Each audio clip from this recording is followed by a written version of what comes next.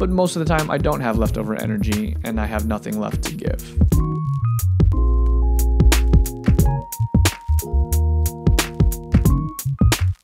Hey everybody, how's it going? Justin here, and it's been a while since I've done just kind of one of these off-the-cuff type of videos with no notes.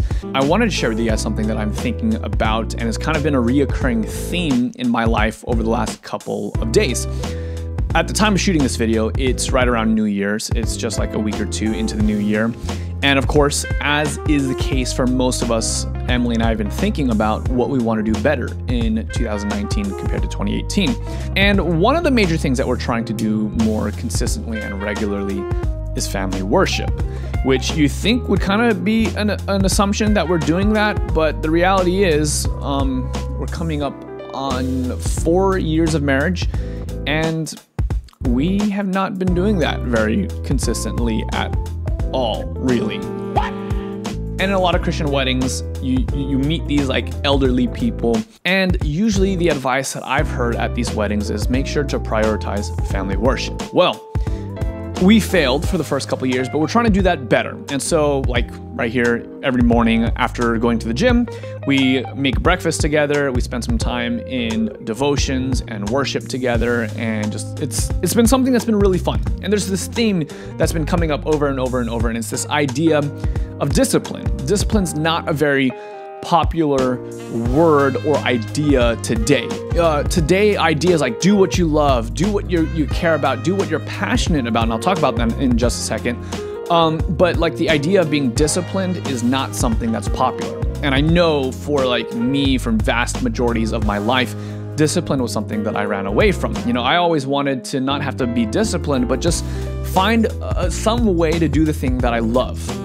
You know, we've heard things like find a career that you love and you never have to work a day in your life. And, you know, life is going to be easy and it's going to be like great. And there's a certain sense in which that's true, but there's a certain sense in which that's definitely not the case. Like I know that as someone who's doing the very thing that I want to be doing, the truth is I'm actually working way more now than I have like in any of my other jobs before. And it's required a lot of discipline. But let's talk about this idea of passion. You know, do what you're passionate about. Find your passion in life. And a lot of times I get questions like this. And I think the reason why it's so tough to figure this out is because a lot of times we misunderstand passion. And the common definition of passion is almost the exact opposite of what I think it really originally was and was intended to be. Passion, we think, is something that means like, oh, I wake up and I'm happy to do it and it's always easy and it's always exciting. But that's just not the case. The origin of the word passion is actually the word suffer. And this makes sense. If you've probably seen the movie The Passion of the Christ, it's not a movie about Jesus running around and having fun with the bros. It's not a movie about just, you know, Jesus laughing and smiling and doing all the cool things. But what is the movie The Passion of the Christ about?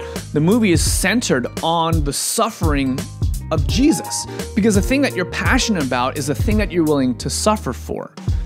Think about that. Like when it's your calling in life, you're willing to suffer for that thing if you're passionate about it. And so, like, we chase this feeling of excitement and these dopamine levels, but that's just not it. It's what are you willing to suffer for? Okay, so that's passion. Let's go back to discipline, because I think that these ideas are definitely related. There is this concept of spiritual disciplines. A number of years ago, and I'm looking up the book on my Kindle right now, I came across this book that was really, really like valuable and challenging to me. It's a book called it's a book written by Richard J. Foster called The Celebration of Discipline, The Path to Spiritual Growth.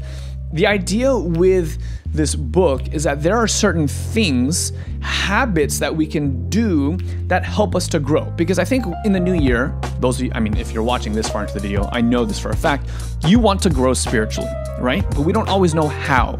How do I grow spiritually? Well, you know, some of the kind of cliche, though true, answers that we've been given in churches is that we need to pray more, we need to study the Bible more, and we need to do all these other spiritual things. But what's the problem is I don't always want to do it. I don't always feel like I got something out of it. Like how many times have you ever opened up the Bible, spent 15 minutes in it and just like not heard the voice of God. Like the clouds didn't part and like the choirs of angels didn't start singing, and you're just like, okay, so I did this thing that people told me I should do, and nothing's happening. I've read the Bible, I've read the whole, like parts of the Bible, I prayed, I served at my church, and yet I still don't feel close to God.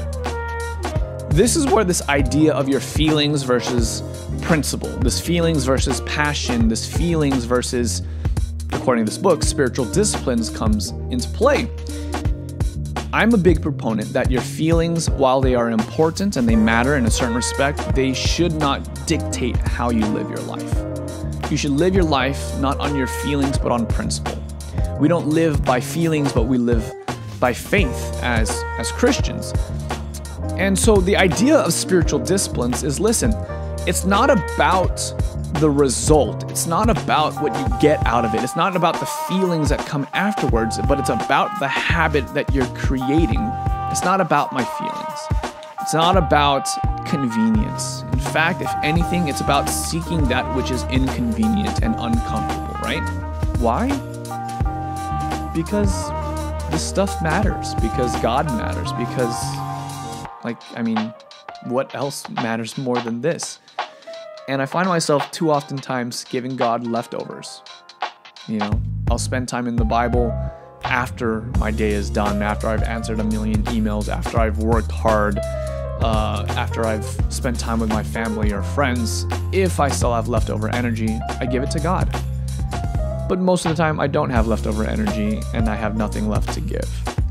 And so for me, I'm wanting to do better this year at being disciplined.